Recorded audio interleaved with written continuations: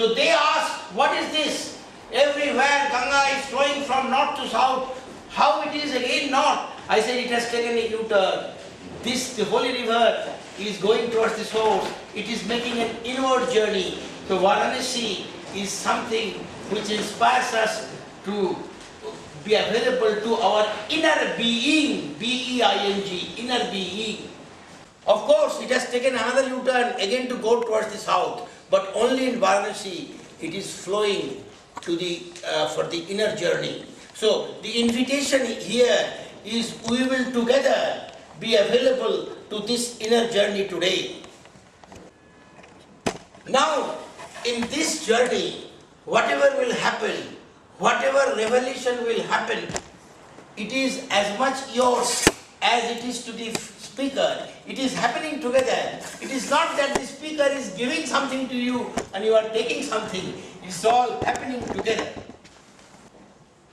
It is just like in the early dawn, we are standing on the shore of ocean, and on the other side, the sun is rising, and we are sharing this sunrise in the dawn.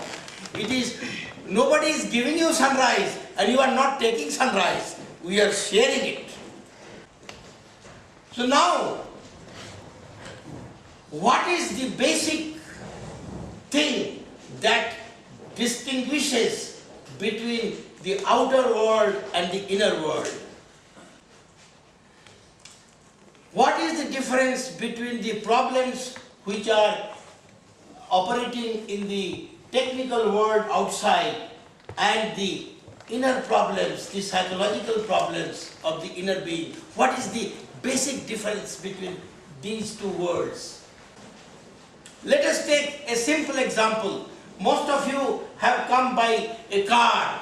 Now, if there is a problem in the car, you can solve this problem because there is dichotomy. There are two. There is a car and there is a body. There are two. There is a problem there and there is a problem solver here. So there is a dichotomy between the subject and the object. So, if you have some technical knowledge, you can rectify the problem yourself. And if you don't have so much technical knowledge, you can go to a garage and there are tech engineers, automobile engineers who will be helping you to solve the problem in the car. And you can very well control the car. You can stop it, you can make it faster, you can make it slower, you can take turn, you can control the car. Because there is a difference between the controller, this body, and the control, the car.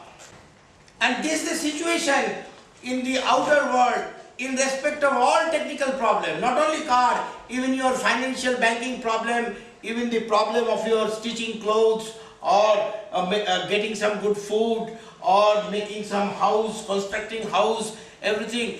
This is the normal thing in the outer world, that the subject and the object are different and therefore performance is possible, control is possible, the problem solving is possible. Correct. Now let us go in the inner world, inner being. In inner being also there are so many problems. The craving, wanting, becoming. And then there is a concomitant fear. What I am trying to get, I may not get. So fear, all kinds of fears. This is the problem. Look at yourself. See, this body, now he is talking, he is looking at himself and he is finding these things are available in the body. In the name of spirituality and religion, the speaker is not trying to give you any sermon on the mount. He is not going to vomit out some borrowed knowledge which he has gathered from Bhagavad Gita or Quran or Bible or this, blah, blah, blah. He is not that borrowed knowledge trying to vomit out and trying to impress you, trying to influence you. All this is not happening here. You see, this is life and all these are lives. They are not mine. They are not separated from life. And the life is not interested in influencing another life. And the life in these bodies and your life is not interested in getting influenced by anybody. Look at this life. This flower is not trying to influence this flower or this flower or this flower. It is not telling that you follow me. And they are also not telling you are the biggest flower, you are our leader, follower, you are our pudding. No. He's not telling. You see? It is the mind which is separation from life. It is interested in getting influenced. And it is the life, the mind which is wanting to influence. And that is why there are leaders and followers and creating havoc in the whole world. Nobody wants to wake up to the life which one is. One wants to remain amused in the mind, in the darkness of the mind, because that has become the culture, that has become the tradition, that has become the habit. See, we are seeing that our natural state is life, the light, not the mind, not the darkness. So, this darkness, this mind, has all the pollution. The premier pollution is craving, wanting, grabbing, becoming. This is one pollution. Next pollution is fear of what I want to get, may not get. So fear. Then frustration, when I'm not getting it. Then jealousy. If somebody has got it which I don't get, I am jealous. These are all mental pollutions. Now, these mental pollutions, I can see that this is there, and it is creating such confusion, such conflict, such a mess. And I am running into all ache, agony, anxiety, animosity, antagonism, all kinds of pollution and stinking pollution I am running into because of all this. And to able to manage this pollution, in this stinking pollution, in this situation, to manage it, to handle it, there is a tremendous demand for belief systems, because it gives certain assurance, some solace. So demand from belief system is coming from these pollutions. If there is no pollution, there is no demand for belief system. But these pollutions are creating demand for belief system. And what is belief system? Christian belief system, Muslim belief system, Hindu belief system, Buddhist belief system, evangelist belief system, born-again Christian belief systems, Orthodox belief systems, Catholic belief systems galore. These are all mental pollution. For God's sake, understand this.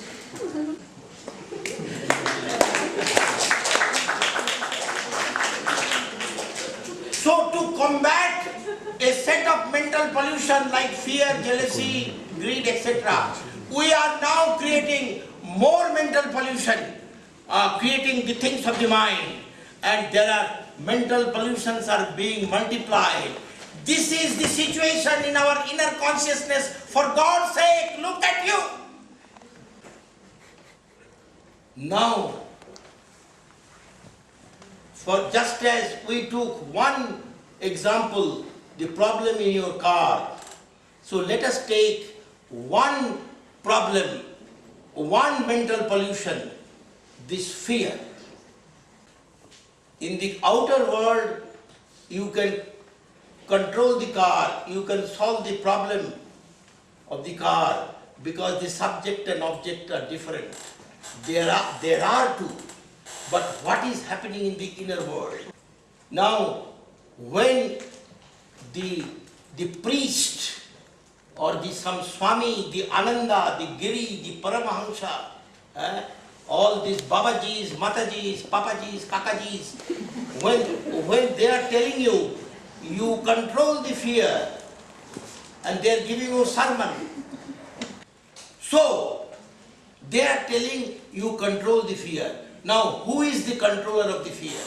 Please look at yourself. I am not giving any new idea to you, new knowledge, because all knowledge is division.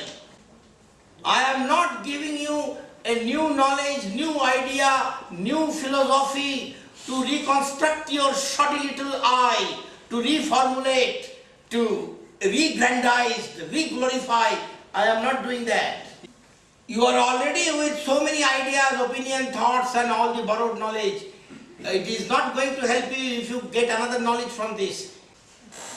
The invitation is to look what is happening in the inner being, B-E-I-N-G, not outward becoming, inward being.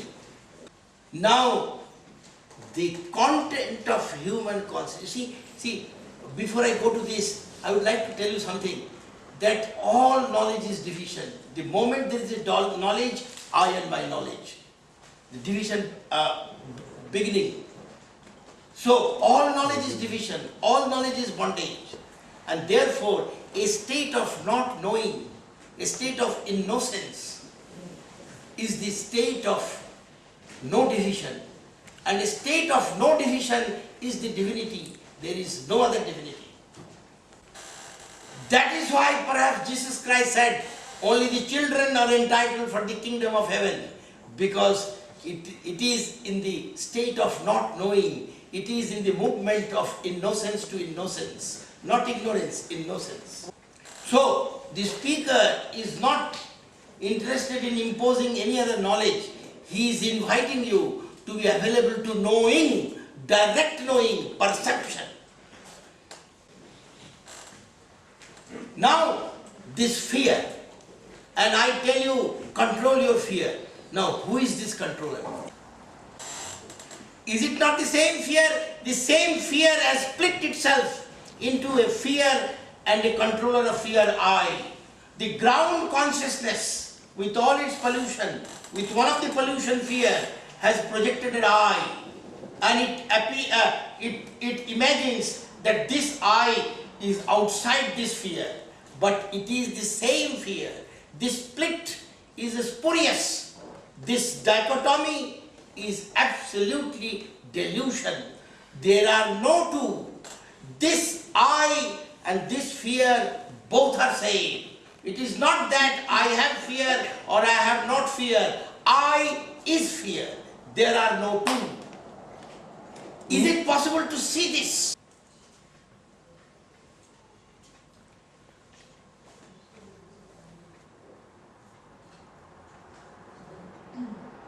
So, this I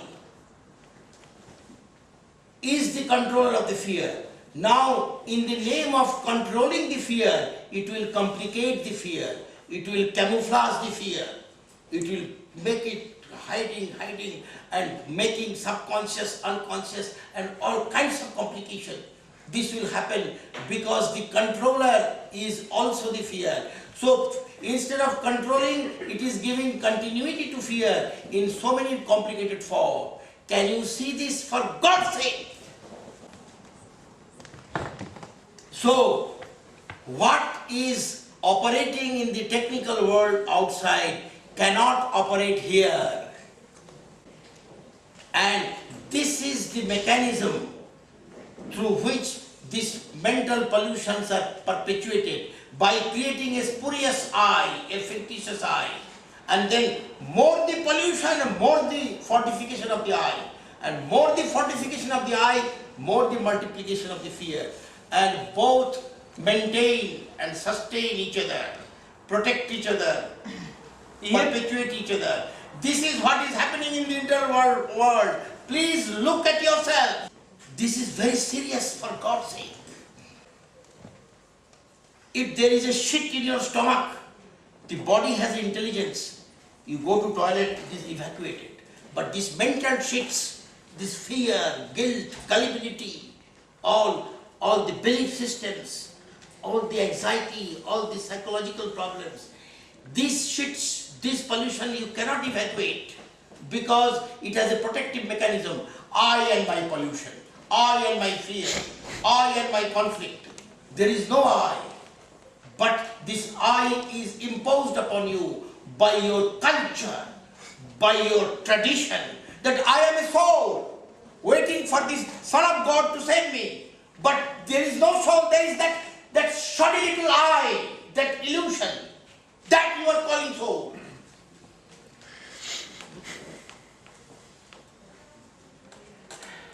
Now, you see, the whole life, human life, the precious human life is wasted in maintaining this shoddy little illusion I. Always in becoming, always creating tomorrow, always creating fear and greed. This is going on. And all that you are doing in the name of religion, spirituality, sect leader, cult leader, guru, etc., only helping you to maintain this illusion I. For God's sake, please be aware of this.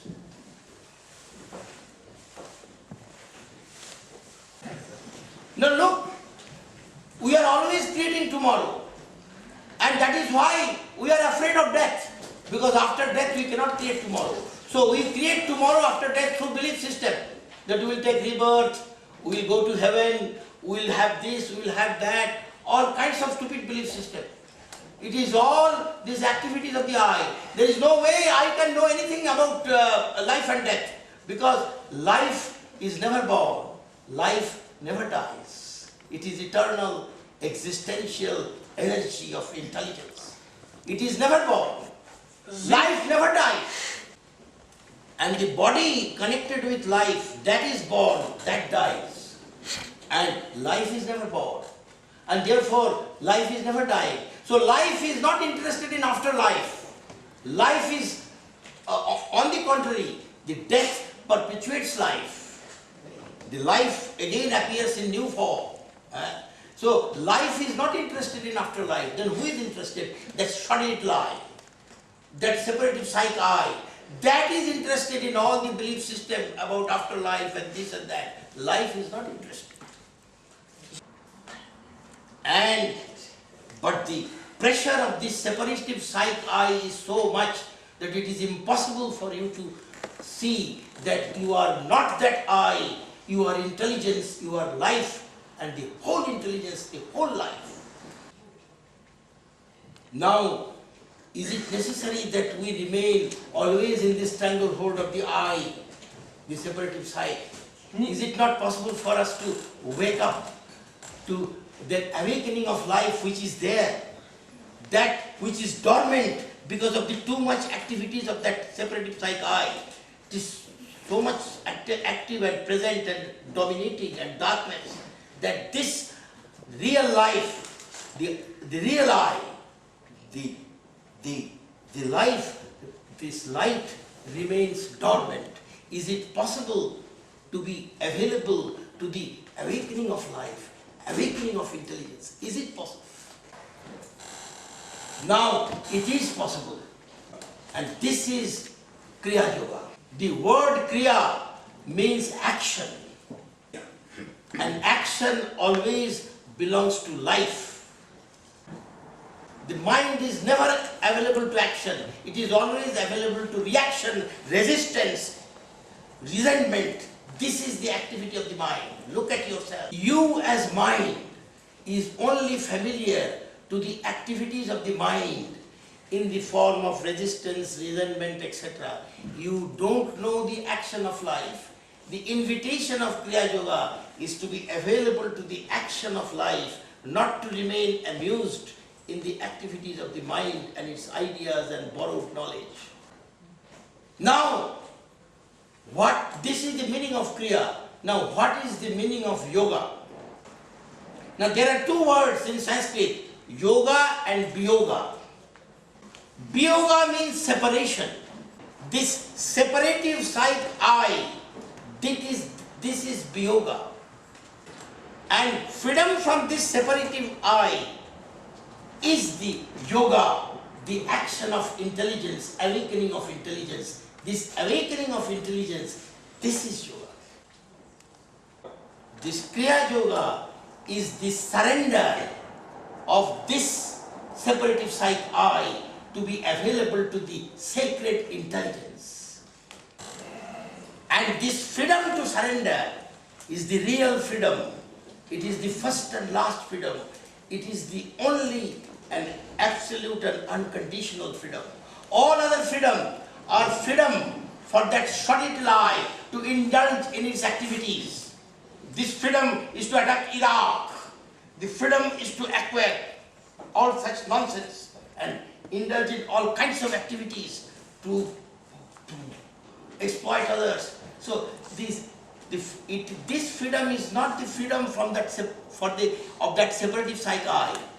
It is a freedom to surrender this I, to get rid of this I, to be available to intelligence. This is the supreme freedom. There is no other freedom. This is the supreme freedom. But this I is such a bondage that it is never allowing this freedom to surrender itself. This is the tragedy, but it is possible. See, when I is controlling fear, suddenly there is an awakening. This I is also fear.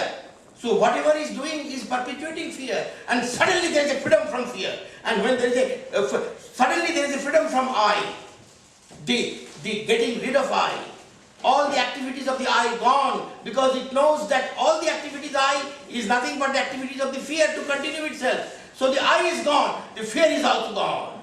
So this mutation, this fusion is this is Kriya Yoga. This laya, vilaya, vanishing of the fictitious duality in the inner consciousness. There is duality outside, but not inside. This freedom from duality of the inside is the greatest enlightenment. There is no other enlightenment. See, the moment it is seen that whatever I am doing, I is also fear, therefore it is giving continuity to fear. Suddenly I is dropped and the fear is also dropped. The whole thing is gone, and then there is that state of that fire of awareness, innocent alertness. You see, what psychologists are doing, they are merely helping you to readjust your I. They never help you to get rid of the I. And I is fear, and therefore they will just help you to superficially manage fear, but it will remain in the unconscious and subconscious, and it will create problem, and you will have to go to psychologists again and again. Once you go there, you are perpetually there, and all that analysis they make is all paralysis, because the analysis is all right in technical world. When there is a problem in your car, you can analyze that problem and to solve the problem. Here the problem solver is also the problem. So analysis is paralysis. It is the awareness that there are no two inside. That itself, this fire of awareness, is the solution of all problems. Because the entity which you are analyzing is mine, and the analyzer is also mine. The subject and object is same. The analysis is only complication, only paralysis. This nobody sees. But this is what keeps the psychologist in business. In New York, the psychologists are the richest people because there is so much of mental pollution and agony and anxiety. Lot of roaring practice they have. But the suicide rate among the psychologists of New York and their patient is the double of that which is existing in other sector of population. No, I am sorry if there is a psychologist here. They can continue their business. I have nothing against them. And they will continue.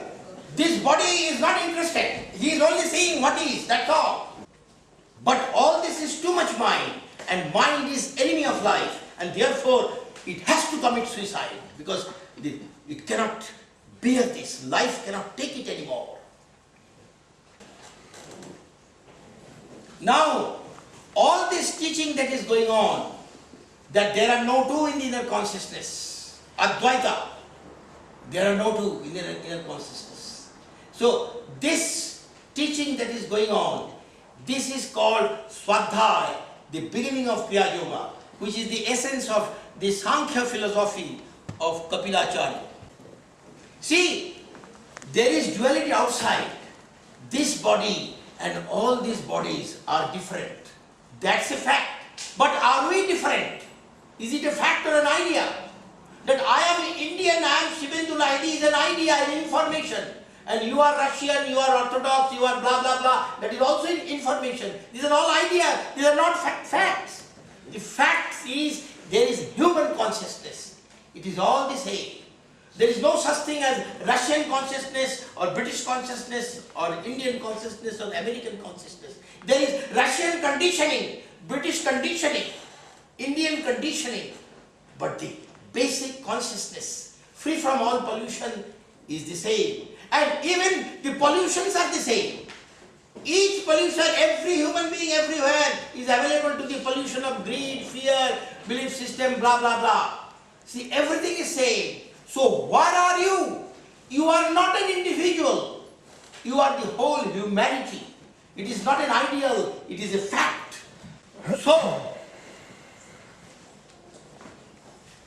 this is, although it is so clear, but it is very difficult to understand because of the conditioning. See, we are not against information. This information of particular name, etc. should be there because out of so many human beings, we have to identify human beings and we need to interact. So we are not against information. This information may remain as a technical matter, but is it possible to be free from psychological registrations with residues and sediment, creating conflict? It is possible. And this is clear. That information remains as information for practical reason, but no psychological entanglement, no psychological investment, positive or negative. And it is possible to be available to this situation when there is I is merely a reference point, not a reinforcement point. It is merely a coordinator for functioning in the technical world, not a continuity point creating animosity and antagonism. And you see, when this is there, there is so much love, so much camaraderie, so much harmony in the human beings. Although this is the most profound understanding that is available to humanity, but our brain cannot understand this because it has gone into atrophy and all the neurological defect because of the heavy conditioning, because of the tremendous activity of that separative psyche, it has run into defect and therefore we can't understand. And when we don't understand, we say, then let us do some practice. There are profound practices which will take away this atrophy, remove that neurological defect, and then you will understand. What you are not able to understand now, in spite of this man shouting so much, you will be able to understand right in your body. The understanding is in your body, not in the intellect, in the body. Your every cell, your bone marrow will understand that what this body is telling, this ancient wisdom of Sankhya Yoga Vedanta is all there. And when people say that what you say appears to be so true, but it is, we are not able to understand. Anyway, we will try to understand. I said, please don't try to understand. Why? So we said, don't try to understand. Why? Because who will try to understand? That subtle little eye, that illusion, that stupidity. The stupidity will try to understand. And in the name of understanding, under the pretext of understanding, it will give continuity to its undertaking, which means to its stupidity. So we say, if you don't understand, don't try to understand, but instead do some Kriya. This Kriya will remove the neurological defect and automatically the understanding will be available in your body. And these practices are very simple. It is not a physical fitness program like a Hatha Yoga. If somebody needs that, they can do it. We are not, this is not contradictory to that. But it is in a different dimension. It is to get rid of that atrophy of the brain, the neurological defect, to be available to understanding, not getting entangled with physical fitness program, which is again I. Actually the word Hatha, Hatha means in Sanskrit Hatti, that means ego. It is assertive. That is why we will find Hatha Yoga always very assertive. And they think that what they are doing is the beyond and end all. There is nothing beyond that. But it's all stupid conditioning and blah blah blah of the spiritual market. Hatha Yoga may be good, but more than that, any gymnastic is much better. It is much more scientific, many exercises. But no, Hatha Yoga is supposed to be spiritual. It is only a physical fitness program. And only certain people can do it, not all. But Kriya Yoga can be done by all because it is so subtle, so simple. Those who are young those who are not so young, those who are healthy, those who are not so healthy, everybody can do Kriya Yoga. So, but these practices are very subtle and very sacred, and therefore it is shared in an atmosphere of initiation. And there are three things: education and initiation. Education is accumulation of knowledge. Initiation is freedom from knowledge, in spite of the fact that the technical aspect of knowledge will be available for doing the daily task, but it will not be a bondage. So this freedom from knowledge is initiation. It is not a burden. So there is a difference between education and knowledge. And in Sanskrit it becomes very easy. Shiksha and Diksha. Shiksha is accumulation of knowledge. Diksha is freedom from knowledge.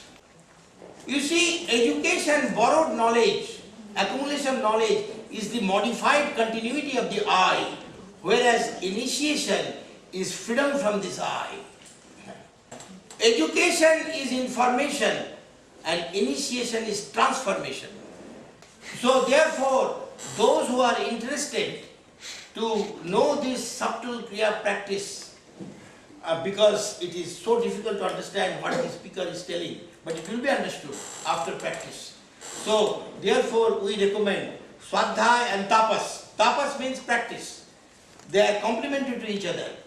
If Swadhyaya is not possible, do Tapas, Sadhyaya will be available. And ultimately it will blast into Ishvara Pranidhan, the perception of the holistic consciousness. That means life, not to remain incarcerated in the mind. And this is the only yoga mentioned by name in Patanjali Yoga Sutra. There are 196 sutra. Only this yoga is mentioned by name. Swadhyaya, Tapas, Ishvara Pranidhan, Kriya Yoga. No other yoga. The other yogas are all latter day manufacture of the human mind in its greed and ambition and all these activities. And so, and then this is a tradition that a person who is in initiation, he cannot demand anything. He has to live in donation. And this donation is called Viksha. Therefore we say Shiksha, Diksha, Viksha. Shiksha is education, accumulation of knowledge. Diksha is freedom from knowledge. And a person doing Diksha has to live in Viksha. That means donation. And this donation which is received to this body is used for 3 T's. There is a temple, family temple in Benares. You are most welcome to be there. Many people have come and have enjoyed these vibrations there. So that is the temple, and that is a very old building, 200 years old. It is needing constant repairs and renovations and maintenance. So that is a big thing, that is temple. And then the travel of this body throughout the world. And then lately, this sciatica pain, treatment of this, that is also. So these donations are used for 3 T's: temple, travel and treatment. And people are generous, particularly in this country. I am surprised. The people are not so rich, but they are very generous. They give so much. See, there is a big sciatica nerve and it starts paining from here and then goes down, and it is very gripping and so there is this suffering, but there is no sufferer because there is no dichotomy. And the speaker always says that this suffering is the footprint of the unnameable, the immeasurable. Let it be there. There is nothing wrong. There are surgeons, they have done some surgery, there are other people who are doing many things, but it is still continuing. It doesn't matter.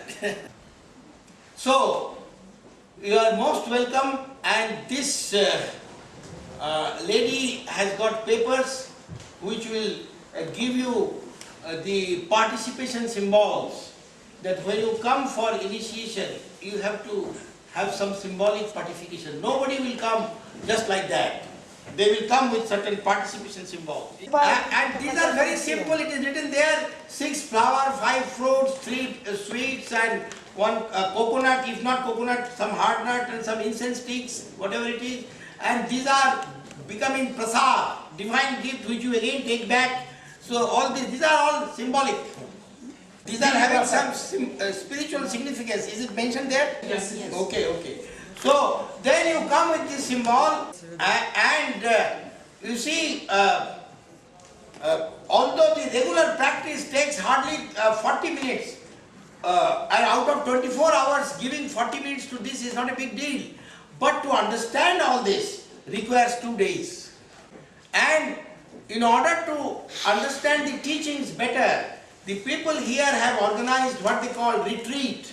But these retreats are allowed only for those who are initiated. So those who will be initiated, if they want, they can continue their teachings in the next week in a very beautiful place. There is a retreat. So those after initiation, they are interested in going further with the deeper teachings which we have shared. It is much more deeper, and it is such a joy to enter into that, because that is your life. This is what you are. So those who are interested, they can also participate in the retreat. You are Chaitanya, not Chitta-vritti. You are intelligence, not the activities of the eye. So now Irina and they will take over and explain about this initiation program and everything. And this body wants to take rest outside. But before leaving this place, it is customary to do some chanting. Question. Yes, questions are welcome. But are you ready to be with me for longer time? This body can do that. And questions are welcome. We want you to live with questions, not with concepts and conclusions. Come along, have questions. Если практика идет нормально, но как бы по практике в среднем она идет правильно, то какие этапы возвращения к первоначальному сознанию происходят? То есть как сказать, что чувствует я человека по мере движения практики? Какие ступени? И в каком последовательности и сколько времени? Yes, it's a very good question. The Kriya practice is done with one of the profound wisdom of Bhagavad Gita. It is the wisdom of non-doership. Not non-doing, non-doership. Not idleness, but I-lessness. And in this Kriya practice, the freedom that is available from I, you see, it expresses itself. This is not an experience, but still it is available for expression.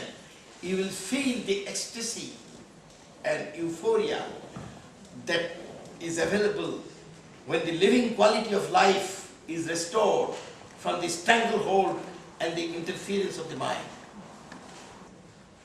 And the reality is not experience, it is existence. You see, experience is all right in technical world, when you want to become engineer, doctor, etc., etc. But in matters spiritual, experience is separating you from life. Every experience separates you life, and it promotes that ego center, the separative psyche, which is a horror. You see, in matters spiritual, the very fact that an experience is happening is enough proof that what you are experiencing is not real. It is conditioned reflexes from the past. The belief systems beget experience, and experience strengthens belief systems. It's a vicious circle, not the virtue and veracity of the unnameable, immeasurable. See, in a dark room, when you bring light, the whole darkness is gone. No portion of the room will remain dark to announce that, look, I am experiencing light. There is no portion of darkness you can remain and announce like that. The whole darkness is gone. In the spiritual dimension, there is a fusion between the experiencer and the experience, and the whole thing is blasted into euphoria of existential energy of understanding. It is the charlatans of the spiritual market. They will say, aha, you will experience this. This is your progress. The progress of whom? That short little illusion. And they are the more successful. They are very clever. They have big institutions, monasteries and whatnot. If you want to remain amused with their phony balonies, please go to them. This is not the place for you. See, be available to Kriya Yoga. Blast this eye for the intelligence to be. So, any other question? Может быть, завтра мы вопросы позадаем? Давайте завтра.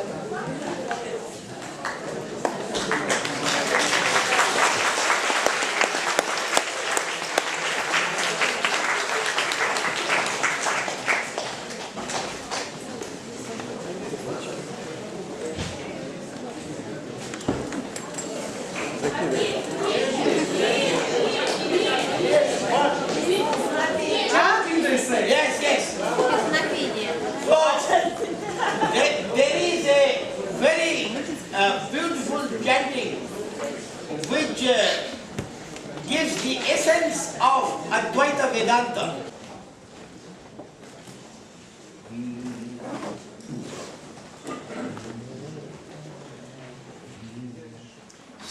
Nantu Vishwe Amritasya Putraye Dhamani Divyani Tastuhu Vedahametam Purusham Mahantam Adittavarnam Tamasha Parastat Tameva Vidittvati Mrittumeti Nanyah Pantha Viddate Ayanaya Nanyah Pantha Viddate Ayanaya Nanyah Pantha Viddate Ayanaya Raschaya Yashmin Atmani Tejomaya Yamritamaya Purusha Sarvanubhuha Raschaya Yashmin Atmane Tejomaya Amritamaya Purusha Sarvanubhuha Tameva Viditva Mrittumeti Nanyah Pantha Viddate Ayanaya Nanyah Pantha Viddate Ayanaya Nanyah Pantha Viddate Ayanaya Netajgeyam Nitame Matma Sanktam Natah Param Vedita Vyam Hikinchit Sampratai Navrishayo Jnana Triptaha Kritatmano Vitaraga Prashantaha Tameva Viditva Timrittumeti Nanyah Pantha Viddate Ayanaya Nanyah Pantha Viddate Ayanaya Nanyah Pantha Viddate Ayanaya.